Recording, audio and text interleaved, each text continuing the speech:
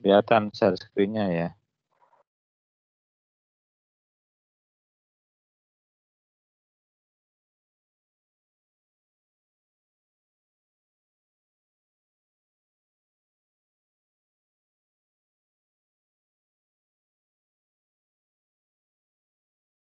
Sudah kelihatan? Belum? Sudah, Pak. Sudah, Pak. Sudah, Pak. Ya. Jadi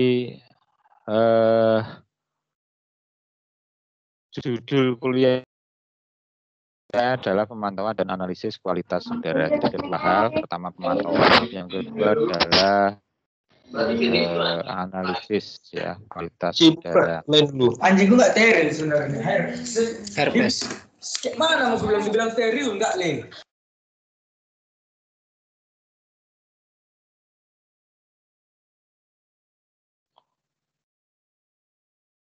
Baik, jadi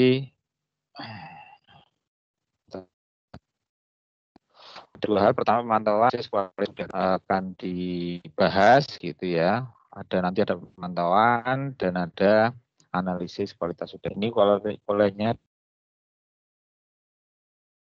tapi sebenarnya virtual lab-nya ya, seperti halnya tahun-tahun sebelumnya. Jadi sebenarnya ada pengukuran di lapangan, nanti bentuknya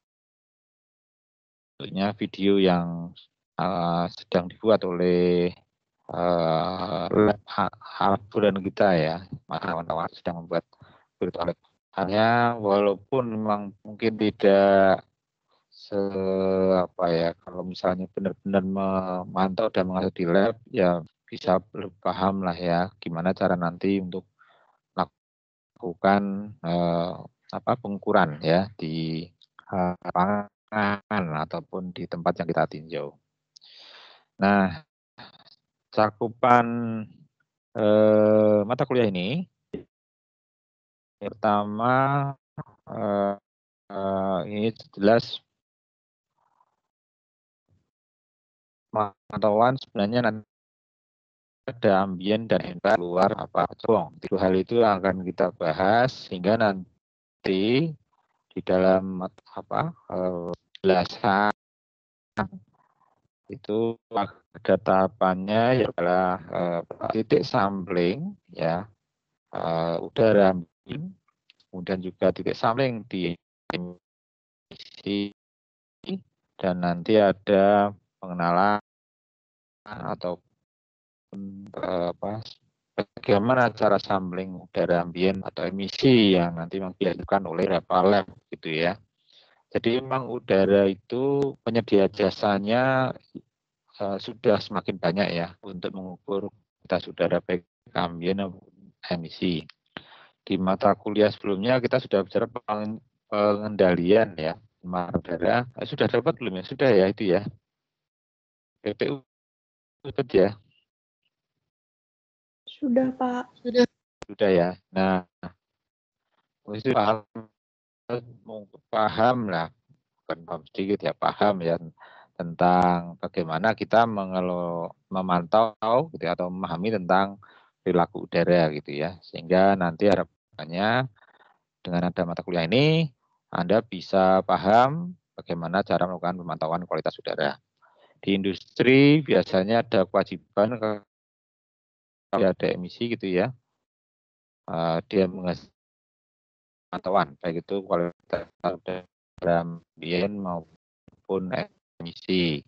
Ada ya di tempat itu melihat bagaimana cara melakukan pemantauan ya baik di ambien maupun di emisi. Walaupun kadang dilakukan oleh pihak ketiga bukan industri sendiri ya, karena jarang industri yang punya peralatan uji emisi ataupun kualitas udara ambien itu jarang ya. Kecuali industrinya daerahnya agak terpencil gitu ya, itu bisa melakukan sendiri. Itu pun harus terstandarisasi di labnya, tidak ada akreditasinya gitu harus.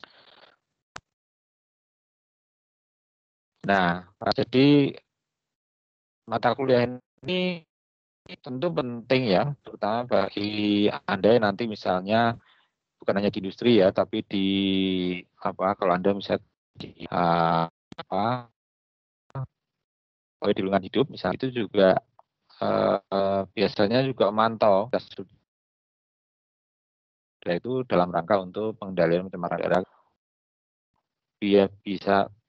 Biasanya kalau di lingkup LH mereka punya alat sendiri gitu. Provinsi ini Jawa Tengah juga punya, mereka labnya melayani kabupaten kota juga begitu. Kemudian juga di DLH sebagian ada, sebagian tidak ya, tergantung ininya ketersediaan dana. Kalaupun ada ya ada pengukuran walaupun tidak kontinu ya. Tapi kalau di beberapa daerah yang di pusat misalnya itu rata-rata mereka sudah punya alat pemantau kualitas udara.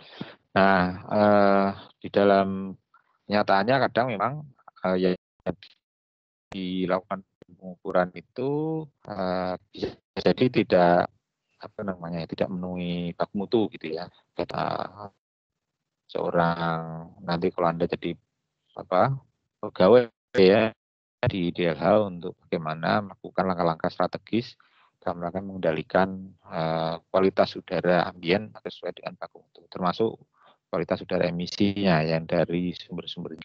Nah, itu adalah pemantauan. Kemudian juga nanti akan dikenalkan analisis polutan di lab. Jadi setelah udara itu ditangkap, nanti akan dianalisa di lab ya. Yang pertama kandungan yang ukuran besar, yang kecil saya besar, TSP total yang lebih kecil lah itu PM10, yang PM12 yang sekarang sudah mulai dijadikan aturan gitu ya, pemenuhan baku mutu gitu. Atau mungkin ada yang lebih khusus ya, gas-gas yang termasuk dalam baku mutu misalnya SOE, NOE, kemudian CO, gas-gas yang umum yang diukur sesuai dengan 199 ya. Nah, untuk yang lebih spesial lagi misalnya meneliti kandungan VOC gitu ya, volatil organik. Nah, ini untuk biasanya untuk program udara ya gitu, yang biasanya terjerat di dalam kromatograf biasanya untuk mengukur gas juga untuk VOC, terutama ada HPL High Performance Liquid Chromatograph, yaitu biasanya juga mengukur untuk organik gitu ya di udara. Ada HNE ini neutron activated analysis ya, itu di reaktor nuklir ini biasanya kalau Anda nanti ke Cipinong gitu, atau di Bandung atau di Jogja yang ada reaktor nuklirnya itu, mereka sudah bisa melakukan analisis terutama metal ini ya, untuk di udara menggunakan tembakan dari reaktor nuklir. Ada XRF, XRD, ini bedanya F dan D aja gitu. Karena R-nya sama, itu X-ray ya. X-ray fluorescence dan X-ray diffraction. Ini juga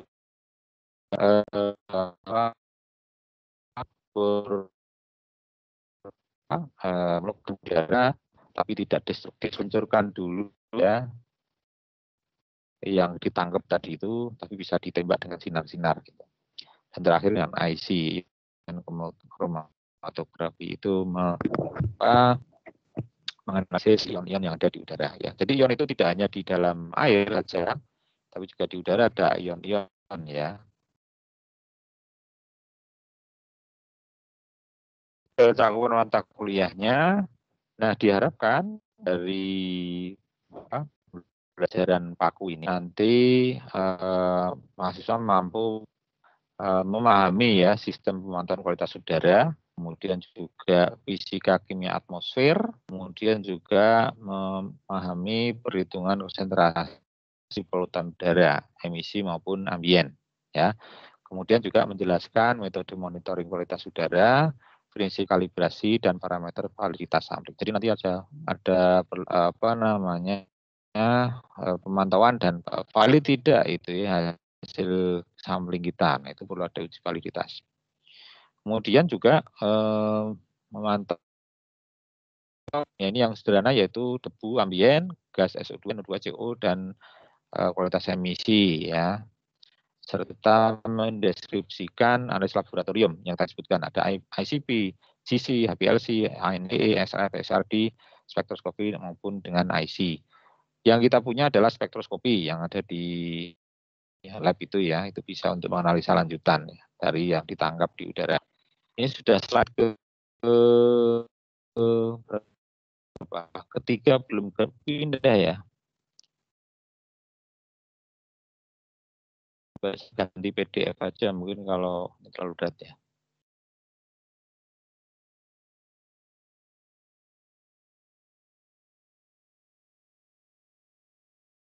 Aku mana tadi?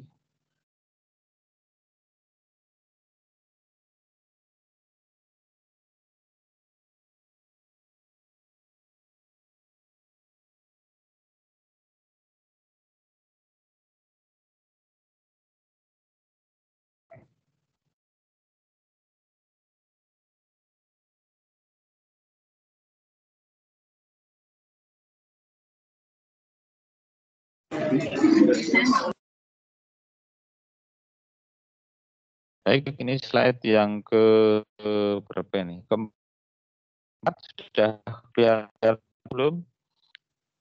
Halo? Sudah, Pak. Sudah, Pak. Ya.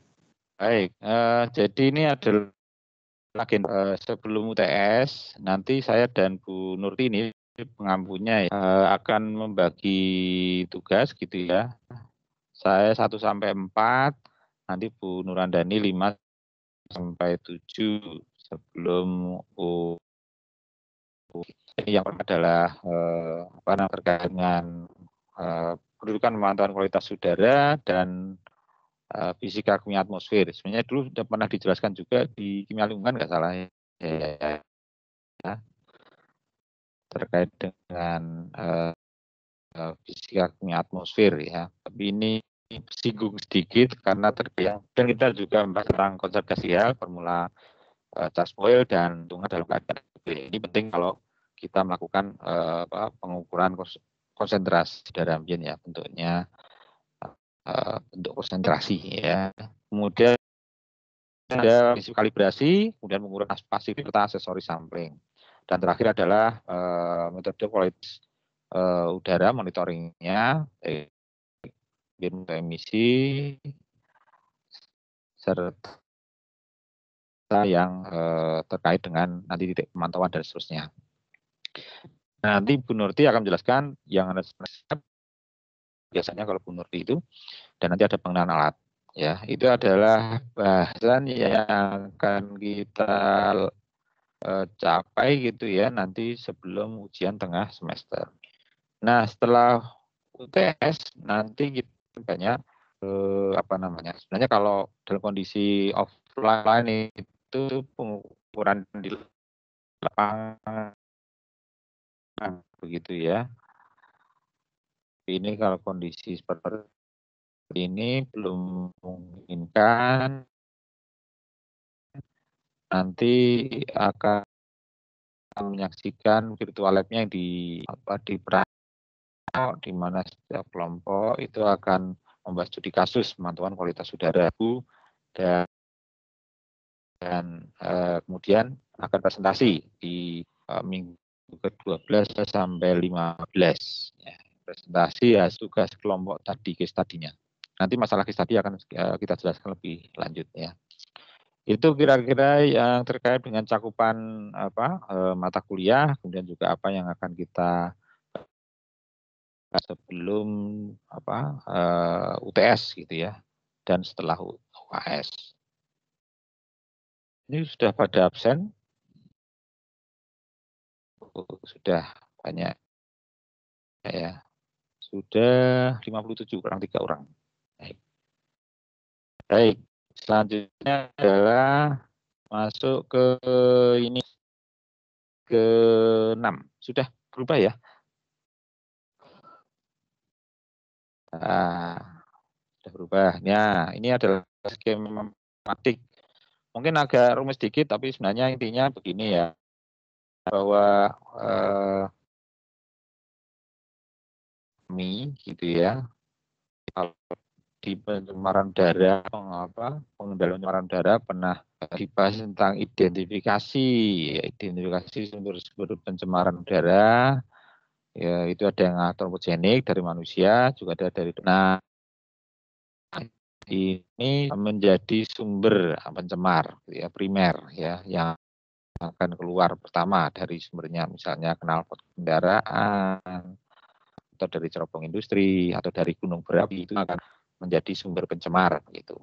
Nah, setelah keluar dari pencemar, maka ini akan mengalami transformasi fisika dan kimia ya, menjadi pencemar sekunder sebagian ya, ada yang tetap menjadi pencemar primer, tapi ada sebagian yang mengalami transformasi kimia fisika. Waktu tersebar ke udara itu juga bersinggungan dengan meteorologi ya, meteorologi setempat, karena media adalah sebagai fluidanya itu sangat terkait dengan faktor meteorologi setempat ya. Makanya dari sini pencemaran akan terdispersi dan akan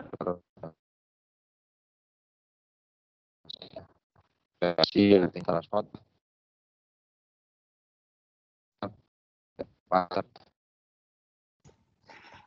Maaf Pak Har, memotong suaranya putus-putus Pak. Kimia, kemudian ada dispersi apa? Ya putus-putus. Kok suaramu nggak putus ya?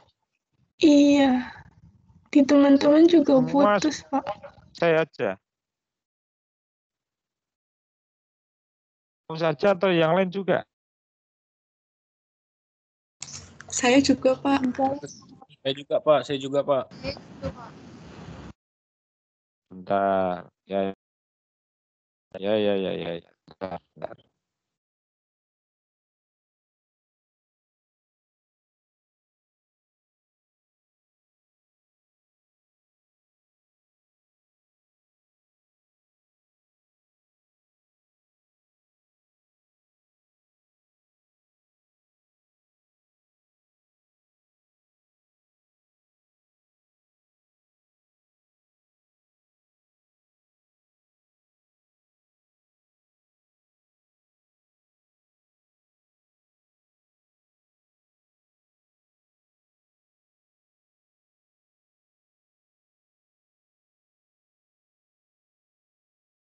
Masih putus-putus enggak?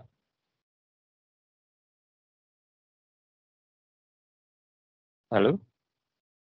Tidak, Pak. Tidak Pak. Tidak ya. Ya, makasih. Baik. Jadi saya ulangi lagi, ada sumber antropogenik dan sumber domestik alami gitu ya. Yang itu semua akan lari ke atmosfer dan ada proses transformasi fisika kimia dan ada bersinggungan dengan meteorologi. Yang itu akan menyebabkan dispersi atau penyebaran dan transport atau perpindahan. Nah, ini semua akan jadi udara, lari ke udara ambien. Nah, inilah yang akan kita sampling udara ambien itu. Udara ambien adalah udara yang tidak terpengaruh sama sumber lokal ya. Jadi kita sampling karena udara inilah yang akan kita hirup sehari-hari gitu ya, kalau kita berada di luar ruang gitu. Nah, ini sebenarnya udara ambien itu udara yang sudah tercemari karena proses transformasi fisika kimia dari pencemar tadi, kemudian juga ada faktor pengenceran ataupun faktor perpindahan dari polutan dari sumbernya. Jadi misalnya Anda di lapangan begitu ya, sebenarnya Anda menghirup udara ambien yang sudah berasal dari knalpot kendaraan atau dari industri yang mungkin jauh begitu ya, dan sudah bercampur jadi satu di situ. Ya, jadi tidak hanya dari industri saja itu karena dia jauh ya. Makanya disebut udara ambien itu.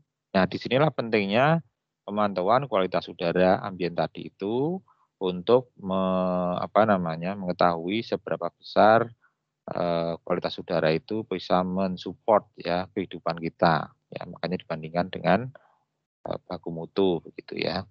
Nah, sebelum keluar tadi itu juga namanya ada pemantauan emisi ya waktu di sumbernya. Ya, tapi ini pemantauan di emisi itu hanya yang bisa dipantau gitu ya. Misalnya letusan gunung berapi ya nggak mungkin Anda pantau di emisinya begitu ya. Atau misalnya dari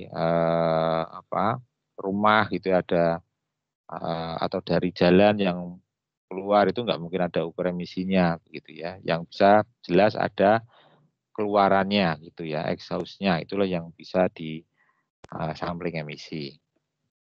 Nah, setelah di udara ambien tadi itu ada deposisi ya, deposisi kering maupun basah. Kalau sekarang musim hujan itu ya ada deposisi basah gitu ya. Deposisi itu artinya jatuh, nah jatuh ke bawah gitu atau ada yang ke badan air begitu ya. Nah, itu bisa proses lanjutannya gitu ya. Jadi sudah berpindah transfer bukan di fase udara lagi tapi sudah pindah ke fase air maupun fase di permukaan ya. Nah, kalau pada musim panas atau kemarau yang terjadi ya deposisi kering. Jadi nempel di permukaan-permukaan polutan-polutan itu ya. Nah, waktu di udara itu di ambien ada model-model prediksi ya, model prediksi yang nanti akan memperkirakan seberapa jauh ya polutan itu kan tersebar, seberapa besar luasan cakupannya, juga seberapa besar emisi kuantitasnya dalam bentuk konsentrasinya. Nah, itu ada beberapa model yang bisa digunakan baik metode Eulerian ataupun Lagrangian gitu ya. Yang itu yang selama ini sebagai dasar modelnya. Itu bukan nama modelnya ya, tapi metode perkiraan model sebarannya. Nah, kemudian juga ada penyemar udara fotokimia. Yang ini misalnya ozon begitu ya. Itu yang banyak terjadi juga itu sebagai penyemar sekunder begitu. Di negara-negara maju itu banyak penelitian tentang ozon, gitu ya, ozon troposfer ya, bukan ozon stratosfer. Nah, ini yang menjadikan polutan ya di permukaan bumi. Nah, karena termasuk yang radikal gitu ya. Nah, ini akhirnya akan berdampak pada reseptor. Siapa reseptornya? Yang utama adalah manusia. Kemudian ada hewan, tumbuhan, baru nanti ada bangunan begitu ya. Nah, itu adalah semua reseptor yang bisa terdampak karena ada polusi udara yang diakibatkan oleh buruknya kualitas udara ambien.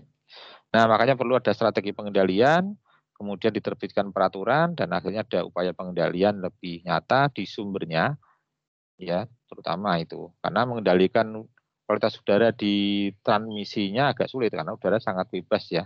Fluidanya itu tidak bisa dikontain gitu ya atau ditampung gitu nggak bisa ya karena saking besarnya udara itu. Makanya yang bisa dikendalikan sebenarnya di sumbernya, kecuali mau melindungi reseptor ya, itu lain lagi. Reseptor yang skala kecil bisa dilindungi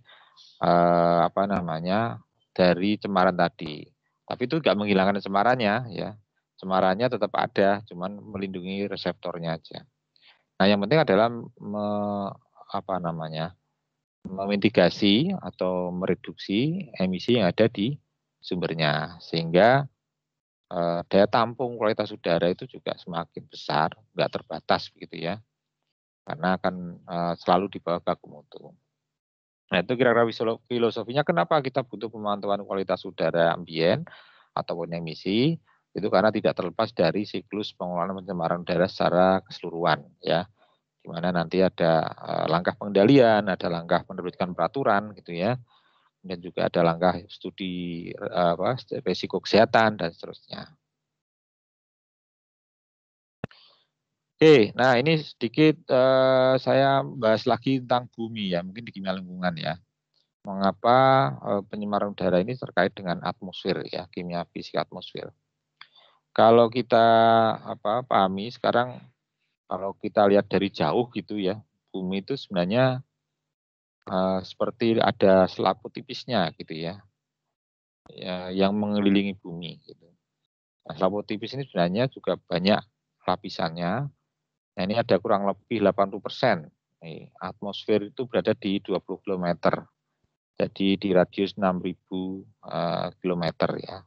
Jadi sangat jadi maksud saya radius buminya itu radiusnya 6.000 km. Kalau 20 km berarti sangat tipis gitu ya dari buminya. 20 km dari 6.000 ya. Sangat kecil sekali, nggak ada 10%-nya. Jadi selimut tadi itu, ya atmosfer tadi itu paling banyak nanti ada di lapisan yang dekat dengan permukaan bumi. Ya. Nah, komponennya ini ada yang konstan sampai ketinggian 100 km, ada yang variabel gas yang distribusinya bervariasi terhadap ruang dan waktu. Artinya tidak sama di satu tempat dengan tempat lain, juga terhadap waktunya kadang berbeda antara waktu pagi, sore, malam gitu ya. Dan ada aerosol ya, ini yang partikel suspensi dalam liquid droplet ya. Jadi ini aerosol ini ya sebenarnya yang jadi fokus kita selain gas-gas tertentu ya, yang menjadi titik tolak untuk menilai tentang kualitas udara ambien tadi. Nah, komposisi atmosfer bumi ya, ini kalau dilihat kelihatan enggak ya? Ini kecil ya.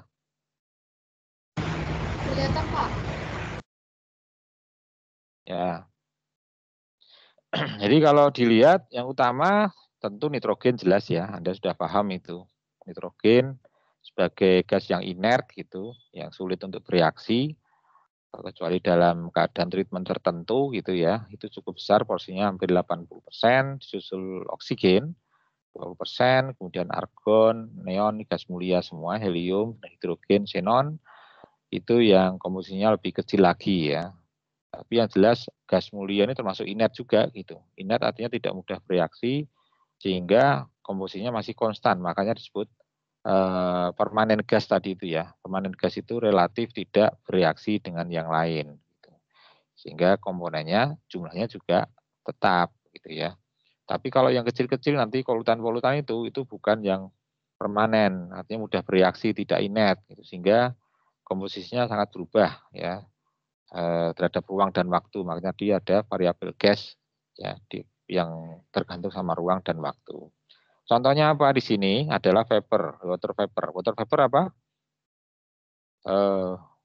Uap air ya. Uap air itu sangat variabel ya, sangat variatif sekali. Di Indonesia rata-rata berapa persen? Sekitar 60% ya. Kadang kalau malam itu bisa sampai 90% itu. Ya, uap air itu karena kaya Indonesia atau tropik itu sangat kaya dengan uap air. Beda kalau di daerah subtropik begitu itu uap air itu ada sangat sedikit gitu ya, terutama pada saat musim dingin gitu. Biasanya uap air itu malah sangat sedikit sehingga kadang perlu perlu kelembaban gitu ya. Kalau enggak kulit Anda bisa pecah-pecah gitu gara-gara terlalu dingin gitu ya. Dan sangat kering gitu ya. Nah, tapi juga ada kerugian keuntungan kalau sangat lembab di Indonesia, misalnya di tropik itu menjadi sangat mudah untuk tumbuh jamur begitu ya di udara gitu. Sementara kalau di luar jarang ya karena kering udaranya itu. Ya. Nah, itu yang sangat variabel adalah uap air ya, ini yang jelas ya. Karena ada penguapan yang banyak kalau di tropik ini. Kemudian ada karbon dioksida. Nah, ini juga juga variabel ya, sangat sangat banyak variasinya. Walaupun jumlahnya juga kecil ya. Itu hanya 0,038% ya, sangat kecil, kurang dari 1%. Kalau uap air tadi masih mending 0 sampai 4% ya. Kalau CO2 walaupun dia penyebab pemanasan global gitu, tapi sebenarnya konsentrasinya kecil, tidak ada 1% ya. Demikian juga dengan metan apalagi ya, itu ppm ya, kalau 1,7 ppm, jadi kecil sekali ya. Kalau ppm itu artinya part per million, nanti akan kita bahas lagi tentang mendefinisikan konsentrasi gas dalam ppm, ppb gitu. Kemudian ada nitrous oxide, ini juga termasuk gas rumah kaca juga, itu hanya 0,3 ppm. Ada ozon yang lebih kecil lagi. Nah, ini partikel itu juga sangat kecil lagi ya, 0,01 ppm. Ya, CFC yang penyebab gas lubang ozon itu sangat kecil sekali, hanya 0,0002 ppm. Jadi dengan adanya variabel gas ini, walaupun konsentrasi kecil, ternyata memberikan dampak yang besar juga ke kualitas udara ataupun malah ke perubahan iklim ya. Jadi makanya pengendalian itu perlu ya di dalam mengurangi tekanan ke udara ambien sehingga masih berfungsi sesuai dengan peruntukannya. Nah, ini posisi komposisi atmosfer bumi ya secara umum seperti itu. Nah, kemudian kita bahas tentang stratifikasi atmosfer. Nah, ini ada suatu mekanisme di mana suhu itu akan berubah sesuai dengan kenaikan altitude atau ketinggian ya. Jadi pada ketinggian di bawah, di mana ada lapisan troposfer, jadi sekalian ini ada penjelasan lapisan troposfer, lapisan stratosfer, ada mesosfer, termosfer, dan nanti terakhir adalah eksosfer ya. Nah, di troposfer itu semakin lama semakin turun ya suhunya.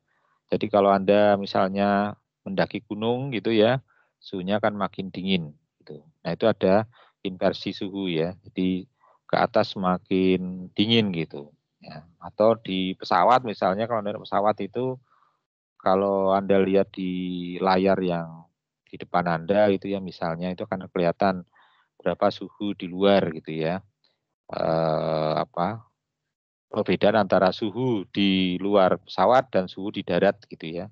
Itu bisa kelihatan nanti suatu saat akan naik lagi pada saat pesawat akan turun. Nah, jadi ada inversi seperti itu.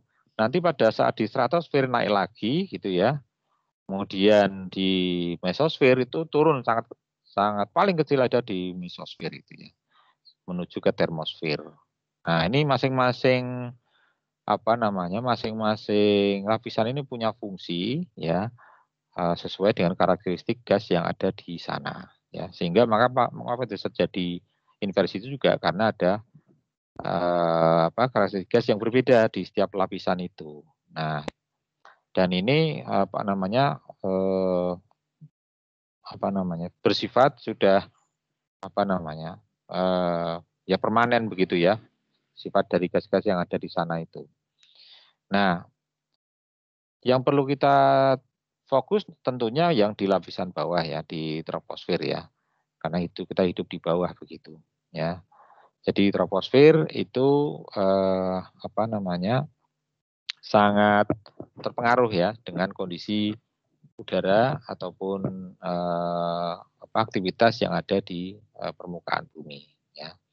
Nah, ini jadi ada sebuah mekanisme di mana ada perubahan temperatur terhadap ketinggian ya, juga ada perubahan komposisi di setiap lapisan yang ada di lapisan atas atmosfer. Nah, bagaimana dengan stratifikasi tekanan? Jadi kalau kita lihat tadi, kalau Anda mendaki gunung, ya pasti semakin ke atas semakin sulit bernapas ya, semakin semakin tipis udara itu, ya. Jadi kalau Anda penderita asma misalnya ya, kalau Anda yang menderita asma, disarankan jangan naik gunung ya, tapi turun ke pantai. Kenapa di pantai? Ya karena di pantai lebih segar, nggak tipis ya, udaranya padat begitu. Ini contohnya di gambar itu untuk setiap naik 10 meter itu turun sekitar 1 milibar.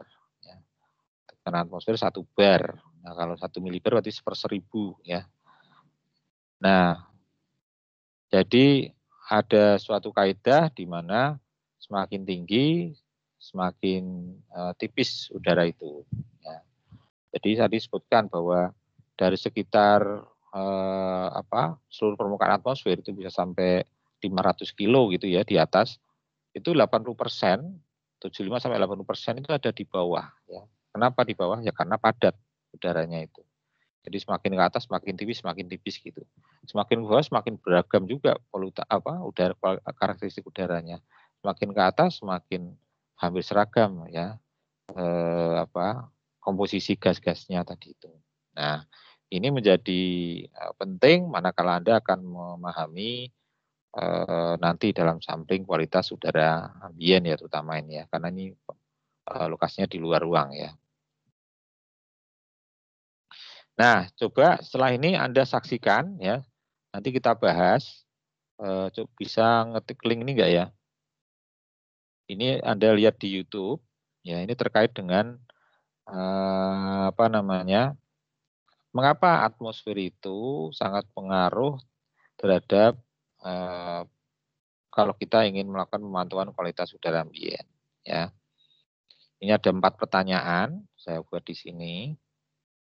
Ya, nanti Anda lihat di YouTube. Nah, ini sekitar 4 menit atau 5 menit, enggak lama ini. Nah, setelah itu Anda bisa bisa menjawab pertanyaan ini. Nah, pertanyaan ini tidak langsung dijelaskan di YouTube itu ya, tapi Anda harus mencerna, gitu, kira-kira seperti apa, mengapa, gitu ya. Ada hal-hal yang saya jelaskan. Pertama adalah nanti sebutkan fungsi masing-masing lapisan atmosfer. Jadi saya sebutkan tadi dari troposfer sampai ke eksosfer gitu ya. Itu fungsinya masing-masing apa. Kemudian juga mengapa ini ada jalur pesawat terbang berada di antara troposfer dan mesosfer. Jadi yang pertama itu troposfer, kemudian nanti ada maaf ini bukan mesosfer tapi stratosfer ya, salah ini. Di stratosfer, troposfer dan stratosfer ya. Kemudian mengapa pencemaran udara berfokus pada lapisan troposfer ya di lapisan bawah. Kemudian yang terakhir, mengapa pemilihan sampel udara dengan volume yang sama di daerah dataran tinggi, dataran rendah tidak sama. Nah, ini coba Anda cerna berdasar penjelasan tadi, sehingga nanti akan Anda paham gitu ya, yang terkait dengan bagaimana kita memantau kualitas udara ambien. Oke, bisa dicatat nggak ini? Atau dari PDF kan sudah di-download ya? Halo, Bisa, dari Pak. download belum? Nah, coba saya beri waktu kira-kira ini kalau lihatnya mungkin sekitar ya 5-6 menit lah gitu ya. Nanti menjawab pertanyaan kan mungkin diputar ulang-ulang videonya gitu. Itu ya sekitar 20-an menit lah. Mungkin setengah jam lah ya. Nanti saya ini lagi, saya akan masuk lagi dan akan kita diskusi gitu. Diskusi terkait dengan apa yang sudah ditonton tadi itu. Gitu ya. Ya, silakan untuk melihat dulu. Ya, ini saya stop screen-nya.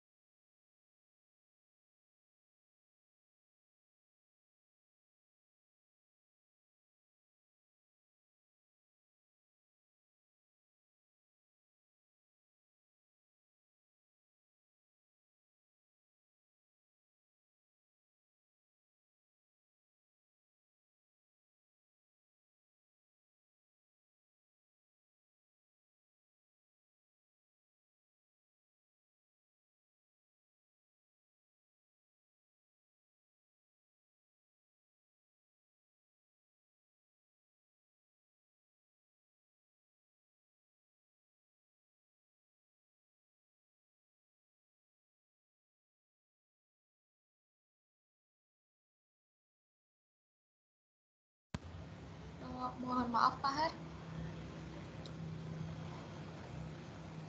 izin bertanya, ini untuk Ya. tugasnya itu dibahas bersama atau bagaimana nih Pak? Ya, kalau mau dibahas bersama nggak apa, tapi nanti saya nanya satu-satu. Oh, iya Pak. Baik, terima kasih Pak. Nah, ya.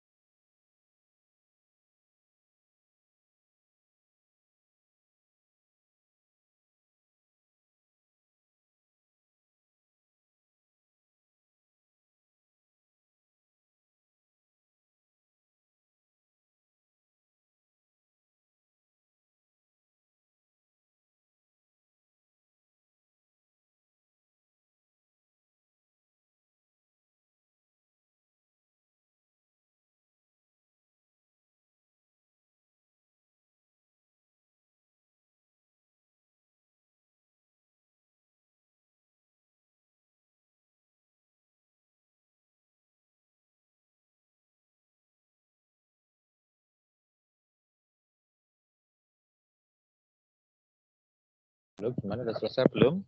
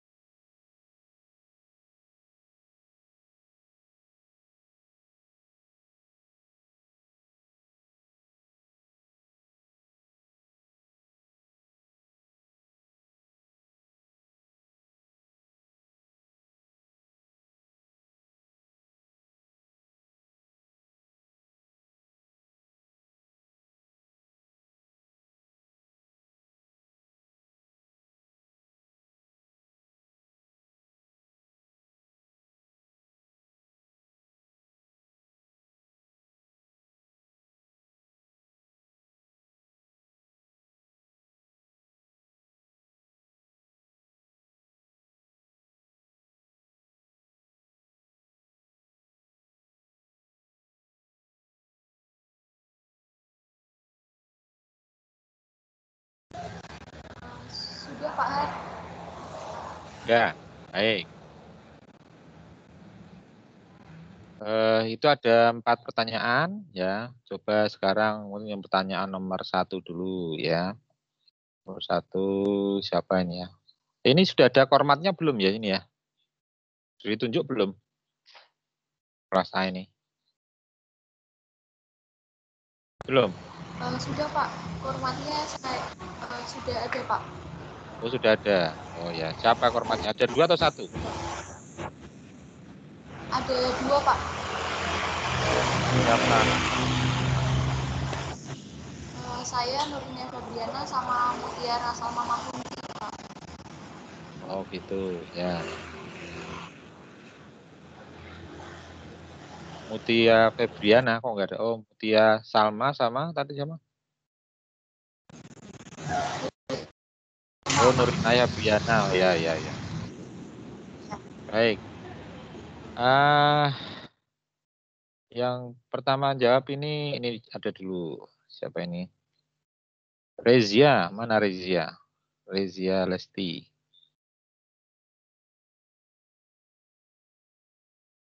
Halo? Iya, Pak. Mana Rezia? Jawab nomor 1. Nanti ada 2 orang lah. Untuk nomor 1 itu yang pertama troposfer itu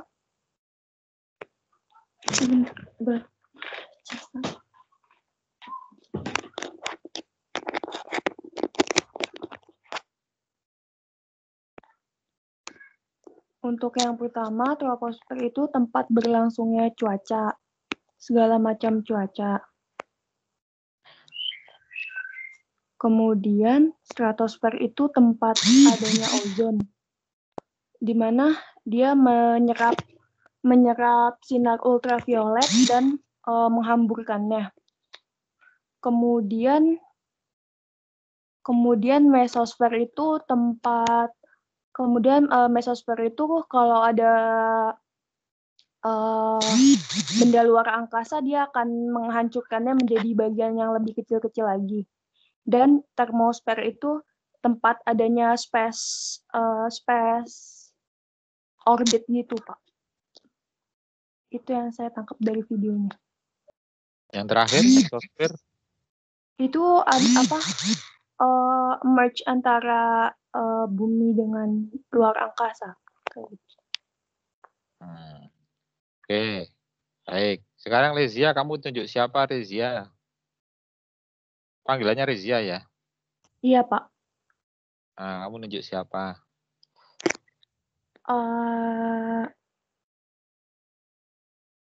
Aan naik boleh, Pak. Aan itu siapa panggilan ya? Nuriyah, Nurinaya itu. Ya. Oh, itu panggilannya Aan toh? Ya. Oh, gimana format? Baik Pak, saya coba menjawab nih Pak. Ya. Apa jalur pesawat terbang umumnya berada Ini nomor di 1 antara dulu. lapisan troposfer? Nomor 1 Pak. Iya, nomor 1 Maaf, dulu. Pak. Dua orang nomor 1. Oh iya. Kalau dari troposfer itu merupakan lapisan cuaca tempat terbentuknya awan, hujan, angin, dan fenomena cuaca lainnya. Kemudian untuk stratosfer itu berfungsi sebagai lapisan ozon penyerap radiasi ultraviolet. Kemudian untuk mesosfer itu penghancur meteor yang masuk ke atmosfer. Termosfer itu sebagai pemantul gelombang radio karena memiliki lapisan ionosfer. Kemudian untuk itu lapisan perantara antara atmosfer bumi dan luar angkasa. Ya. Baik. Ya, jadi sebenarnya nanti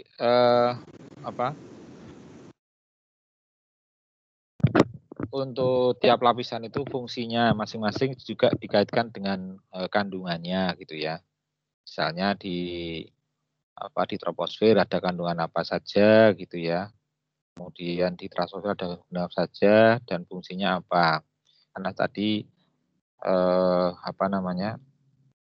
fungsi itu melekat pada apa yang melakukannya gitu ya. Apa yang terjadi di sana gitu ya. Jadi tadi misalnya yang lapisan stratosfer ada ozon gitu ya, lapisan ozon. Karena di situ ada terbentuknya ozon di situ ya, sehingga ozon itu yang fungsinya menapis radiasi tadi begitu. Jadi tolong dikaitkan tiap lapisan dengan fungsinya ya. Kenapa misalnya pada pada di termosfer suhunya tinggi gitu ya, besar sekali gitu. Atau pada titik terendah dia rendah sekali gitu. Nah, itu mungkin bisa dikaitkan di sana gitu. Jadi kita tahu lapisan itu ada fungsinya masing-masing karena ada kandungan zat yang berperan masing-masing gitu ya. Nah, itu mungkin akan lebih menjelaskan, termasuk juga ketebalan gitu ya. Yang paling tebal mana? Stratosfer itu ketebalannya sekian sampai 50 kilo misalnya gitu. Dan mesosfer sampai berapa? Nah, itu nanti juga mengindikasikan banyaknya juga ya, banyaknya zat yang terkandung di dalam setiap lapisan tadi. Baik, untuk yang nomor 2. Nomor 2, sebentar.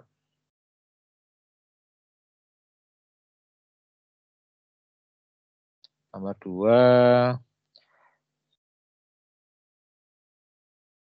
Dava. Coba mana Dava? Dava Rehan Pradana. Hadir, Pak. Ya, silakan. Nomor 2 itu mengapa penerbangan pesawat hanya di troposfer itu karena di lapisan tersebut awannya itu tidak sebanyak nearly cloud, jadi tidak ada banyak cuaca buruk dan awan yang mengganggu penerbangan. Kira-kira begitu, Pak. Oke. Ya, ada lagi yang bentar, ini baru satu ya, Dava ya. Kamu nunjuk siapa?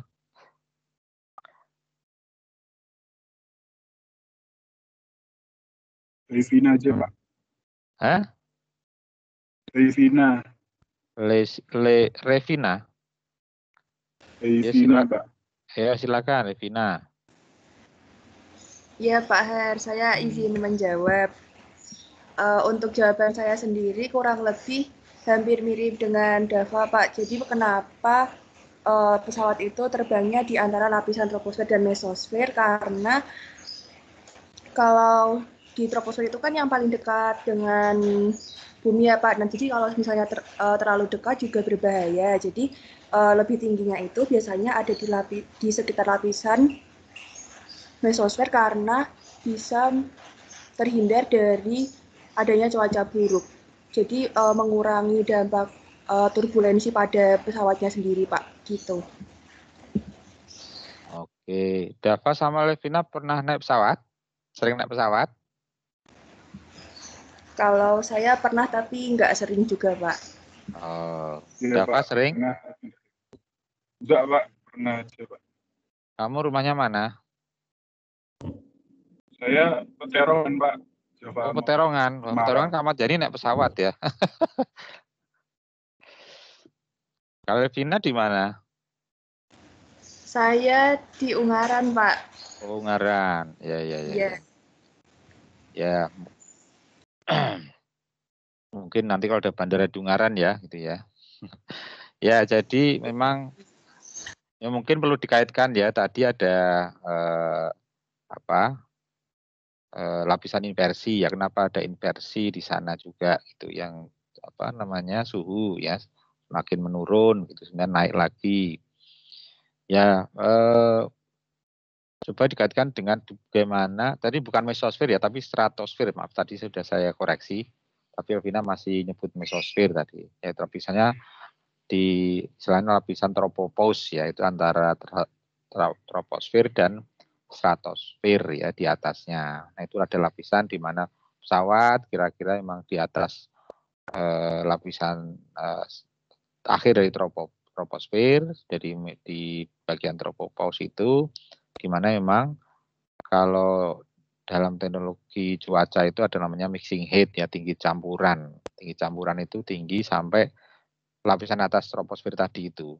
Nah, jadi memang pesawat itu rata-rata memang di atas ya untuk menghindari cuaca yang terjadi di bawah troposfer. Ya. Makanya kalau pesawat kecil itu lebih banyak guncangannya ya, karena biasanya di bawah itu masih kena awan-awan gitu. Tapi kalau pesawat sudah besar biasanya memang sampai di atas troposfer itu ya, sehingga dia tidak terhalang lah gitu sama awan-awan yang besar. Makanya kalau pesawat kemarin misalnya yang kecelakaan ya Sriwijaya itu kan menghindari awan gitu, karena pada fase mau naik ya, tapi kalau udah di atas ya enggak relatif tidak ada awan begitu ya. Baik, jadi itu nomor 2. Jadi nanti kita punya terminologi mixing heat ya, di mana tinggi campuran itu bisa naik turun tergantung kondisi waktunya, juga kondisi daerahnya. Kayak di luar itu bisa sangat drastis antara siang dan malam begitu.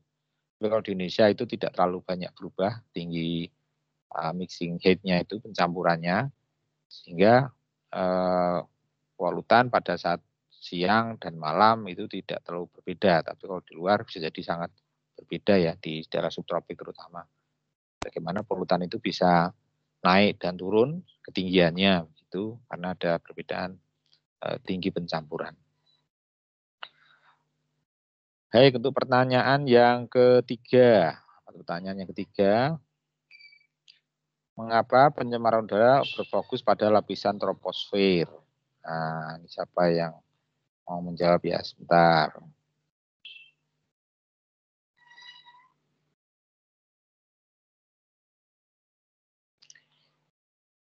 Rianggun, ayo, Rianggun. Mana Rianggun? Iya, Pak. Mana, Gun?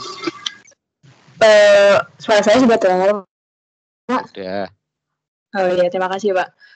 Untuk nomor 3, kenapa pencemaran udara berfokus pada troposfer? Untuk jawaban saya sendiri, karena polusi udara terjadi pada lapisan troposfer yang merupakan lapisan terdekat dengan permukaan bumi. Jadi untuk lapisan troposfer lebih cenderung terjadi pencemaran udara sehingga diperlukan lebih dapat cenderung terjadi pencemaran udara. Kalau dari saya begitu, Pak. Ya, satu lagi ya. Aisyah. Mana Aisyah? Iya, Pak. Mana Aisyah? Sebenarnya kalau menurut saya sih nggak jauh beda sama anggun, Pak. Karena kan kalau di troposfer itu paling dekat dengan bumi. Jadi kayaknya kemungkinan terjadi polusi udara dan dihasilkan polutan tuh lebih besar gitu. Jadi makanya di troposfer itu fokusnya gitu, Pak. Ya, sudah. Ya, jadi memang tadi polutan itu bergeraknya banyak di lapisan troposfer. Memang tinggi troposfer kan juga walaupun tinggi juga ya 10 kilo ya rata-rata 12-14 kilo.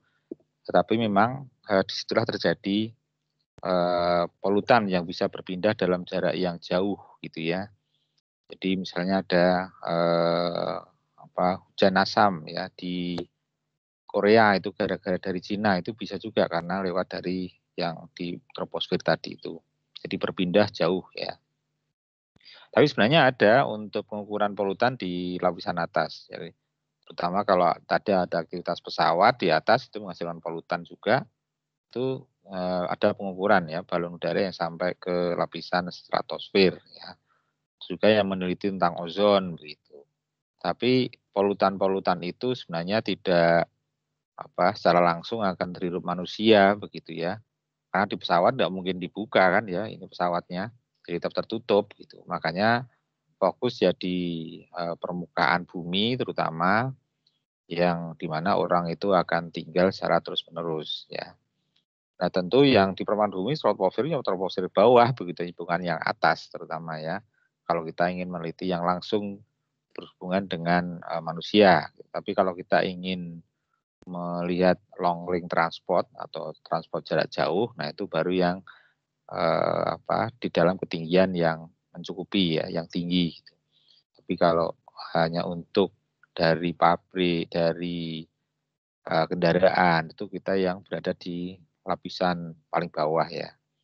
Ya kalau ketinggian rumah pun sekitar 10 meter gitu ya di kisaran itulah. Sebenarnya kalau udah di atas lagi jarang, kecuali yang di apartemen yang tinggi-tinggi jadi masuk ya udara yang pada ketinggian tertentu begitu. Ya, jadi memang fokusnya ke situ semua. Pengukuran kualitas udara pun juga pada ketinggian 1,5 meter di atas permukaan tanah ya, karena mengimitasi orang yang menghirup udara gitu. Kalau ketinggiannya di hidungnya sekitar 1,5 meter ketinggiannya. Itu juga mengimitasikan apa yang kira-kira yang sering akan dihirup oleh manusia. Baik, pertanyaan terakhir yaitu mengapa pengambilan sampel udara dengan volume yang sama di daerah dataran tinggi dan dataran rendah tidak sama? Paham ya ini maksudnya ya? Ada kata-kata sama dan tidak sama. Ini siapa ya? Atau ada yang mau volunteer menjawab?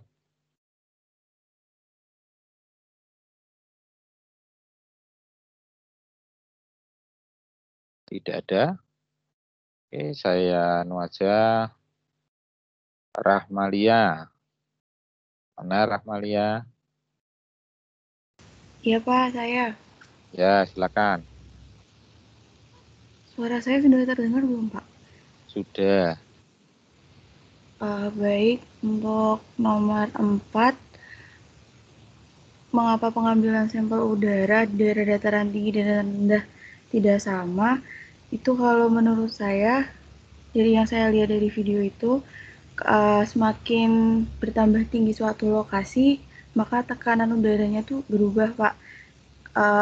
Contohnya, misal kita di dataran tinggi, maka tekanan udaranya menurun. Jadi kenapa sampel udaranya di ketinggian di situasi di tinggi sama rendah itu berbeda, begitu Pak?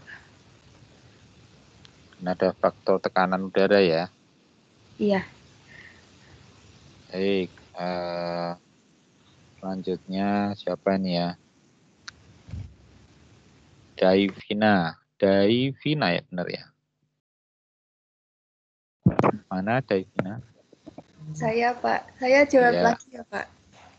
Kamu sudah tadi toh? Iya tadi sudah diberi Pak. Ya, sorry.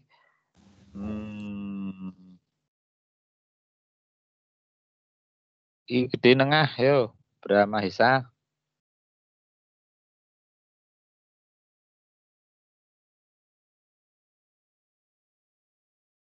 Mana ini?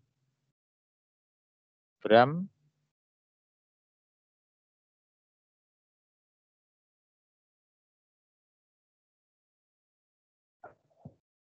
Belum kedengar suaranya?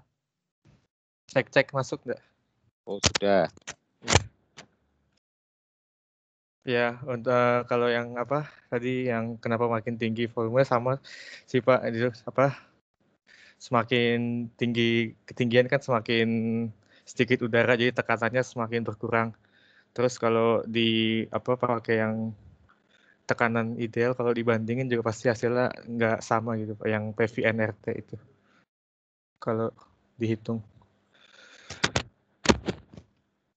Ya, itu ya. Jadi tidak sama karena ada tekanan juga ya.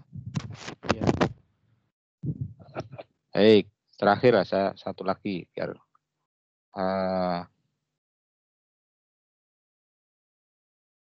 Ratu Aryani.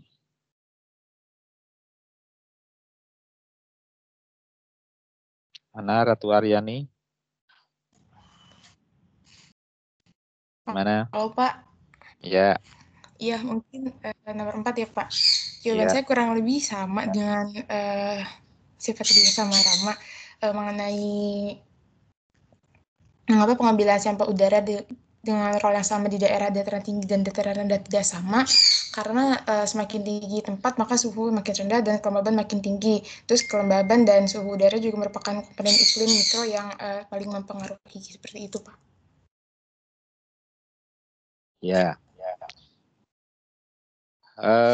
Ya sebenarnya ini kaitannya dengan nanti kalau Anda sampling di tempat manapun itu harus disetarakan ya, disetarakan dalam arti disesuaikan dengan kaidah di baku mutu ya. Makanya di dalam besaran atau satuan ya, satuan di baku mutu itu nanti ada tertulis N gitu ya. N mikrogram per meter kubik gitu. Ada N-nya, bukan mikrogram per meter kubik saja, tapi ada N-nya. N-nya itu dalam keadaan normal ya, atau dalam keadaan nanti standar temperatur and pressure. Jadi diukur pada keadaan T standar dan P standar. Memang tadi disebutkan bahwa 75% sampai 80% itu udara mengumpul di permukaan laut gitu ya. Bukan laut, maksudnya di bagian bawah ya, bagian troposfer tadi itu. Nah, jadi semakin ke bawah, semakin dekat permukaan laut, maka tekanannya makin besar karena ada massa udara dalam satu kolom yang sama itu memiliki densitas yang sangat besar. Nah, udara biasanya banyaknya massa udara itu terkait juga dengan tekanannya. Semakin besar tekanan udaranya, makin banyak juga massa udaranya. Ya. Jadi kalau kita sampling dalam 1 kubik udara di permukaan laut dan di gunung itu nanti dapat massanya itu berbeda. Ya. Kenapa berbeda? Yang satu tipis, yang satu padat gitu. Jadi padahal kita bicara tentang konsentrasi. Konsentrasi itu adalah massa dibagi volume, ya. Nah, massanya itu yang dikandung polutannya, bukan udaranya ya. Kalau sampling udara pasti kan yang dicari polutannya. Nah, polutannya nanti dibagi dengan volume udaranya. Nah, kalau volume udaranya yang satu padat, yang satu kecil atau tipis, nanti akan menghasilkan konsentrasi yang berbeda walaupun massa polutannya sama. Sehingga kalau misalnya dibandingkan nilainya sama misalnya, nilainya di laut ada 100 mikrogram per meter kubik, di gunung ada 100 mikrogram per meter kubik, itu kalau distandarkan jadi berbeda ya, karena pembaginya berbeda. Yang satu densitasnya tinggi, yang satu densitasnya rendah atau tipis gitu. Jadi nanti tidak standar ya. Jadi nggak bisa mengklaim oh di gunung lebih tinggi konsentrasinya dibanding di laut gitu ya. Ya karena belum disetarakan dulu. Nah, setarakan baru bisa dinyatakan lebih tinggi atau lebih rendah gitu ya. Tapi memang ada kaitannya dengan tekanan ya. Makanya kalau dalam mengukur udara itu pasti harus dinyatakan berapa tekanannya. Tekanan rata-rata ya selama sampling dan juga suhunya. Suhunya berapa karena udara itu sangat kompresibel ya, sangat mudah untuk tertekan gitu ya. Beda dengan air. Air itu sedikit tertekan. Kalau padat tidak bisa tertekan ya, unkompresibel. Kalau air itu semi kompresibel. Jadi kalau udara dari 1 kubik bisa dijadikan cuma setengah kubik juga bisa. Bahkan mungkin 1/10 kubik juga bisa karena udaranya sangat tertekan ya. Makanya kalau tabung gas itu udara yang gasnya yang ditekan di dalam tabung gitu ya. Karena udara sangat mudah untuk ditekan. Ya kira-kira gitu. Jadi mengapa kita perlu mensetarakan pengukuran ya di lokasi yang berbeda gitu. Baik, saya akan lanjut lagi share screen. Ini yang terakhir mungkin sampai jam 3:10 lah kira-kira ya. Maaf sebentar.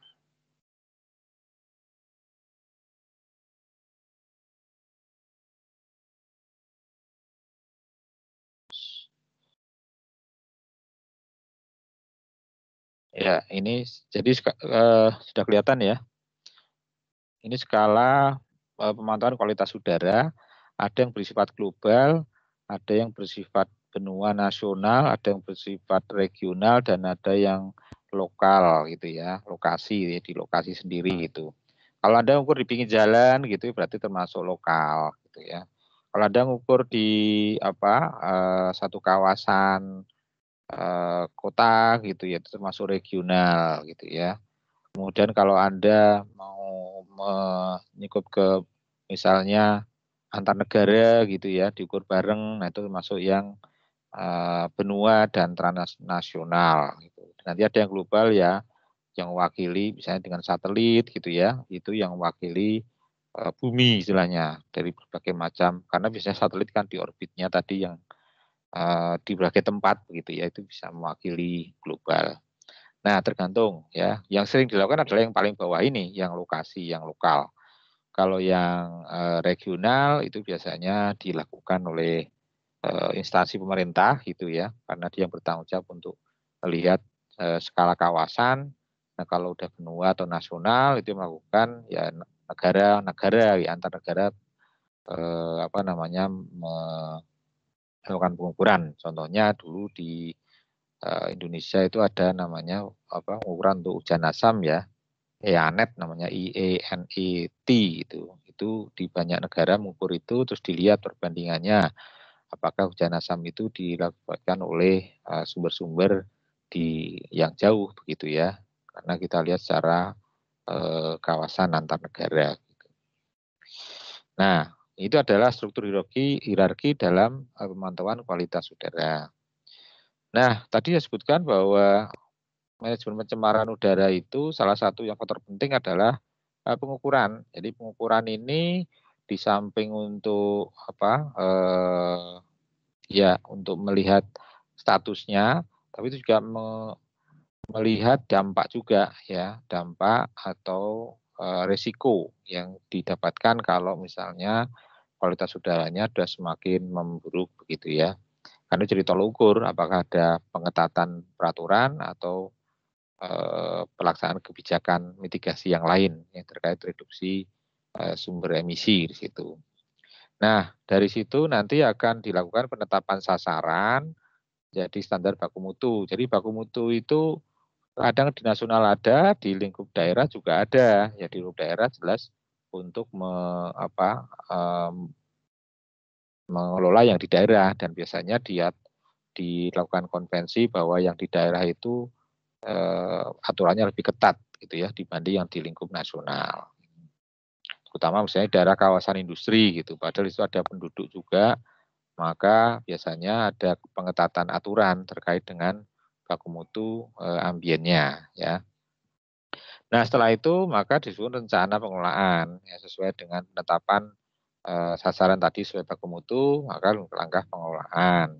Dan terakhir melakukan pengendalian. Setelah pengendalikan dilihat lagi sebagai checking lagi apakah kualitas udaranya sudah membaik gitu dengan pemantauan atau masih tetap. Kalau tetap mungkin fokusnya bukan di sumber emisi yang besar gitu ya atau yang berkontribusi besar, tapi malah sumber emisi yang tidak signifikan terhadap pemburukan kualitas udara. Itu perlu ada evaluasi lagi sehingga siklus ini akan terus berjalan dan harapannya kualitas udara akan semakin membaik dengan tidak mengorbankan aspek ekonomi yang terus berjalan gitu ya.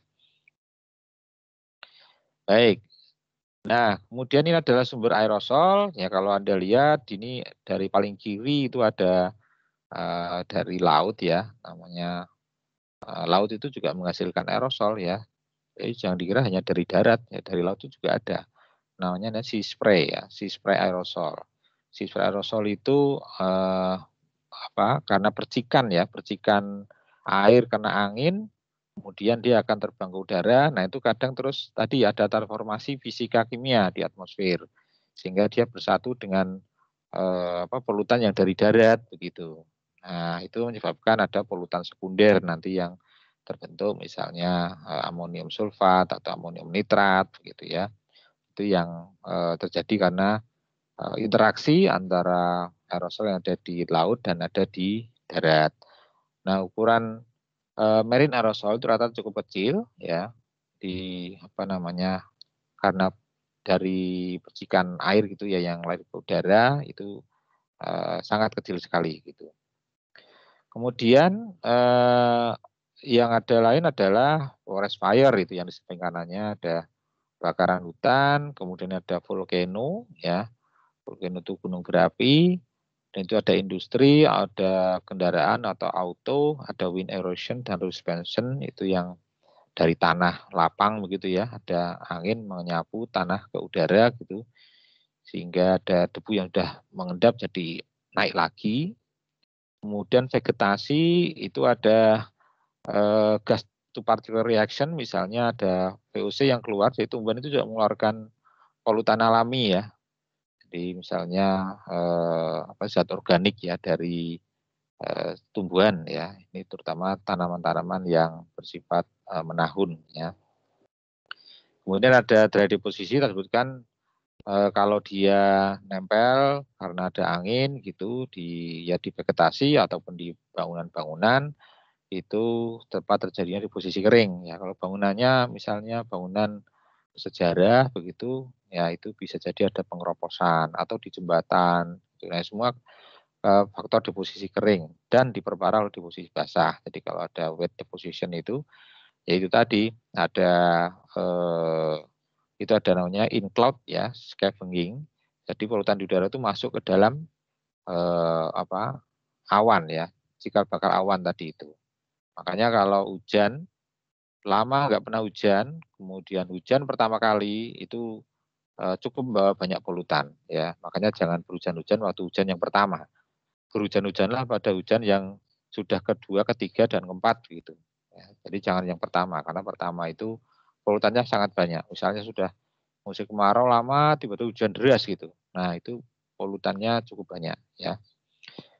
Nah, di sini ada proses impaksi, Brownian diffusion dan foresis ya. Jadi ini bukan jadi satu ya, siklus yang ada di dalam di udara begitu. Rata-rata kalau polutan itu sangat kecil sekali gitu, maka yang terjadi sangat kompleks ya. Nanti bagian akhir saya jelaskan bagaimana polutan itu ada yang tetap berada pada kondisi state-nya, ada yang sudah berubah bentuk karena berinteraksi dengan polutan lain yang ada di udara atau bukan polutan lain, misalnya uap air atau dengan debu gitu ya yang bukan gas gitu. Nah itu semua akan mengubah state atau kondisi polutan yang berada di udara. Nah, bagaimana interaksi polusi udara dan climate ini kalau kita lihat ya ini sangat kompleks sekali nih. Kalau Anda lihat ada warna biru, warna hijau, ada warna hitam, warna merah, kemudian warna orange dan warna yang coklat. Nah, ini melambangkan kalau biru ini hidrosfer ya, tempat air gitu, badan air. Ini mengemisikan H2O dan CO2 ya, CO2 karena ada hewan yang ada di sana menghasilkan CO2, ada menghasilkan air, tapi juga ada yang menghasilkan O2 ya. Kemudian ini ada greenhouse gas, ini yang hijau warnanya. Jadi aktivitas manusia akan menghasilkan CH4 yang termasuk greenhouse gas ya. Ada CO2, kemudian nanti ada N2O dan CFC. Nah, ini N2O juga greenhouse gas dan CFC ini yang biasanya ada aktivitas manusia ya. Kemudian ada yang primary, secondary, yang coklat. Nah, coklat itu yang primary, CO biasanya primary ya, keluar dari kendaraan misalnya, itu ada mengandung CO, atau dari emisi industri ada CO-nya. Ataupun SO2. SO2 itu juga menghasilkan dari sumber emisi primer begitu ya. Nah, tapi ada yang sekunder. Nah, sekunder contohnya sudah berubah jadi NO, NO2 ya itu sudah berubah, atau nanti HNO3 itu juga sudah berubah ya. H2SO4 itu juga berubah. SO2 menjadi SO4 karena ada OH di atas ya, ada OH SO2 jadi H2SO4, turun lagi menjadi hujan asam ke lingkungan air gitu ya. Terus ada black carbon, absorbing aerosol hitam. Jadi black carbon ini memang polutan yang dihasilkan dari pembakaran atau nama lainnya soot gitu atau jelaga gitu ya, yang warnanya hitam pekat gitu, nah benar-benar karbon. Nah itu termasuk yang bisa mengabsorb ya, makanya dia termasuk yang bisa memanaskan juga sebenarnya, bukan hanya greenhouse gas ya, tapi juga bisa fungsi sebagai pendingin juga. Nah ini fungsinya memang bisa dua gitu ya. Jadi pendingin ya bisa black carbon. Kemudian ada reflective aerosol. Nah ini yang NO2, kemudian juga kemudian O3 di sini juga ada ya sebagian di sini. Dan ada yang radikal. Nah, radikal ini yang reaktif itu warna merah ya. Jadi O dalam kondisi upper state ya. Jadi dia O yang mudah bereaksi, bukan O2 gitu, tapi O yang terpisah sendiri. Jadi O yang tereksitasi istilahnya. Nah, ini akan sangat bereaksi dengan yang lain membentuk OH. Nah, OH ini juga sangat reaktif sehingga bisa mengaruhi terbentuknya polutan-polutan lain gitu. Nah, interaksi-interaksi ini sangat dipengaruhi oleh kondisi masing-masing ketersediaan polutan tadi itu ya. Kalau tidak ada human activity, kemungkinan CFC sini tidak ada, SO2 mungkin juga minimum gitu ya, CO2 juga CO2 alami yang dari tanaman dan seterusnya. Nah, bisa jadi reaksinya akan tidak sekompleks yang ada di sini. Jadi ya sesuai yang definisi di atas tadi, variabel gas walaupun kurang dari 1% jumlahnya, tapi itu sangat menentukan terjadinya reaksi-reaksi berantai ini ya. Ini yang menyebabkan sebagian permanen gas itu juga akan berubah menjadi variabel gas gara-gara ada reaksi berantai seperti ini ya. Dan dengan konsentrasi yang kecil itu pun ternyata sudah sanggup ya untuk mengubah ya atau membahayakan kualitas udara ambien yang ada di sekitar kita. Nah, ini adalah siklus ozon kalau di stratosfer dan di troposfer. Ini ada dari VOC dari industri ya, ada NOx emisi. Nah, nanti ada ozon yang ada di lapisan atas gitu. Nah, ini adalah ozon yang berbahaya sebenarnya. Walaupun ada ozon yang nanti lari ke atas ya. Yang atas itu menjadi lapisan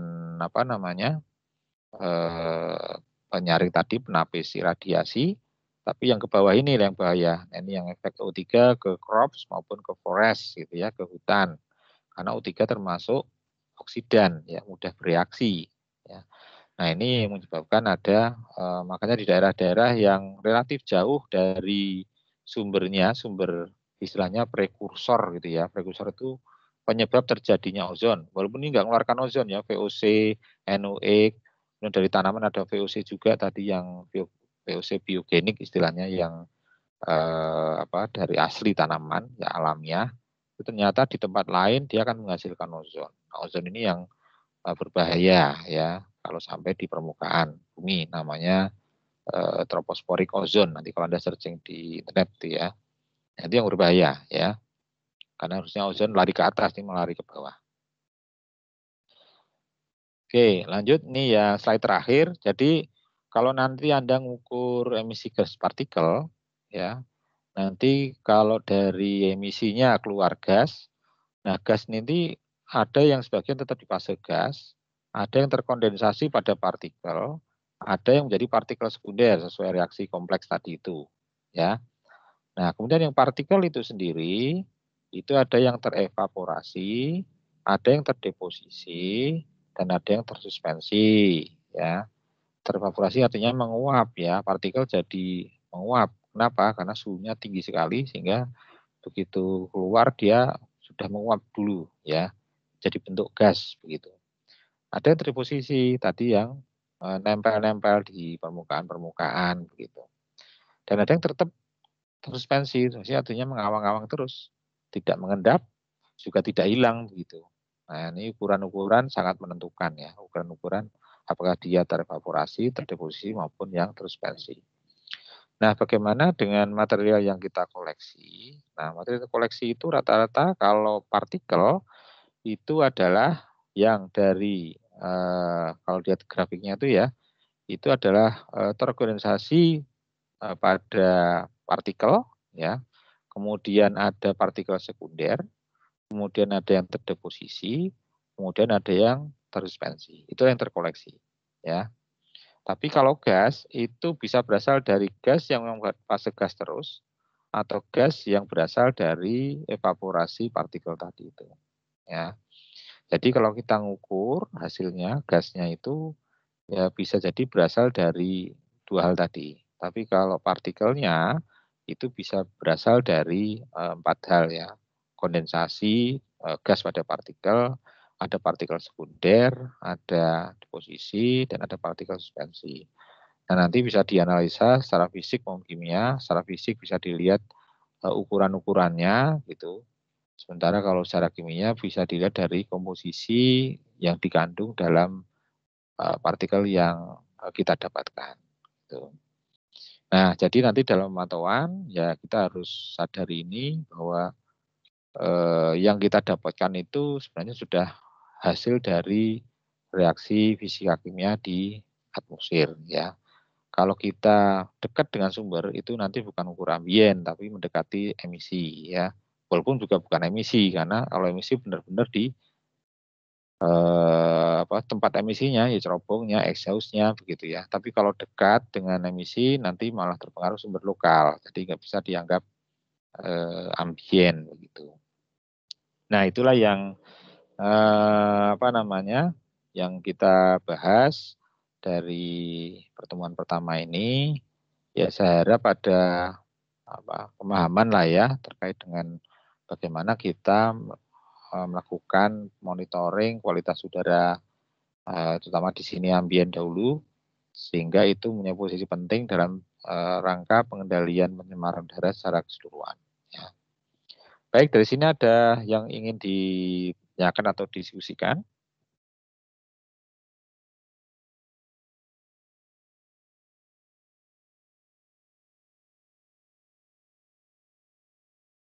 Sudah paham ya?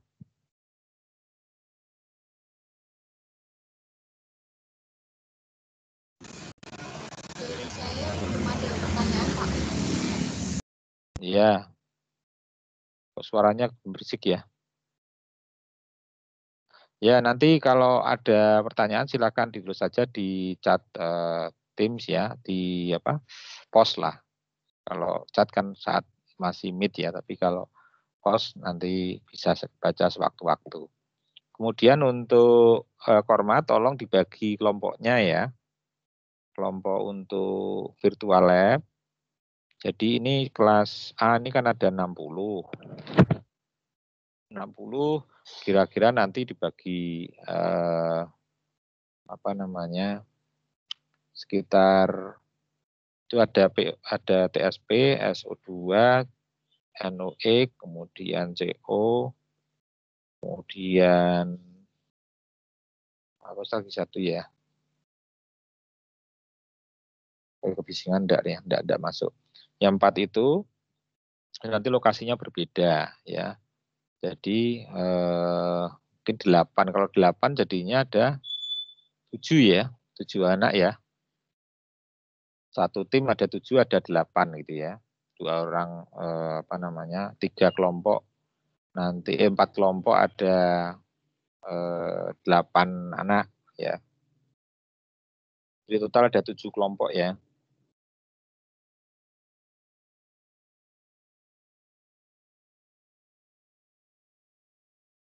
Halo? Hormat? Ya, siap ya untuk bagi kelompok ya. Baik, Pak. Ya, silakan nanti di post aja atau di WA ke saya untuk komposisi kelompoknya, nanti biar bisa bisa tidak lanjuti ya nanti kalau misalnya ada di penugasan virtual lab. Baik, kalau sudah tidak ada pertanyaan, mungkin bisa kita akhiri kuliahnya. Materi sudah saya bagikan. Kemudian juga ini presensi sudah masih ada 3 orang lagi sebenarnya ya, tadi belum masuk. Tapi nggak tahu, memang nggak ada ya si siapa ini? Nabila Husna. Kemudian ada Pak. Hah? Ada. Nabila ada Pak. Kok Nabila? Mana sih? Oh ya, belum absen ya kamu ya? Iya, belum. Tadi ketinggalan barcode-nya. Oh. Ya, Satrio Adi. Satrio Adi ada enggak? Tidak ada. Abdullah Kamil Rais. Tidak ada. Baik, berarti yang masuk ada 58 anak. Baik, terima kasih. Kalau sudah tidak ada pertanyaan, mungkin kita bisa akhiri. Tetap jaga kesehatan selalu. Nanti informasi selanjutnya bisa lewat format ya. Baik, assalamualaikum warahmatullahi wabarakatuh. Waalaikumsalam. Ya, sama-sama. Terima kasih, Pak. Terima kasih, Pak. Ya.